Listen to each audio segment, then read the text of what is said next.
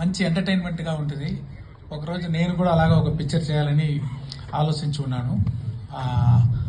అలాంటి పిక్చర్ ఇది. దీంట్లో నా దగ్గర ఏమేమి ఎదురు చూస్తారో అన్ని ఎలిమెంట్స్, క్రియేటివ్ థింగ్స్ అదన్నీ యాడ్ చేసి ఉంటే ఎలా ఉంటుందో అలా ఉంటుంది పిక్చరు. అది ఒక గవర్నమెంట్ ఆఫీసర్కి ఒక పాలిటిషియన్ మధ్యలో జరిగేది వార్, అది ఈ పిక్చరు. దీంట్లో ఆ హీరో క్యారెక్టర్కి ఒక బ్యాక్ స్టోరీ ఉంటుంది. అది ఎలాగా అలా సీమ్లెస్లీ వచ్చి ఒక పెద్ద ఇంపాక్ట్ ఇస్తుంది పిక్చర్లో. ఇంటర్వల్లో కానీ, ఫ్లాష్ బ్యాక్లో కానీ, పిక్చర్ ఎండ్లో కానీ. అలాగా మెయిన్ క్యారెక్టరు రామ్ చరణ్ గారు చాలా బాగా చేశారు. అందరూ చెప్పారు ఇది సంక్రాంతి అని. కాదండి, ఇది రామనవమి.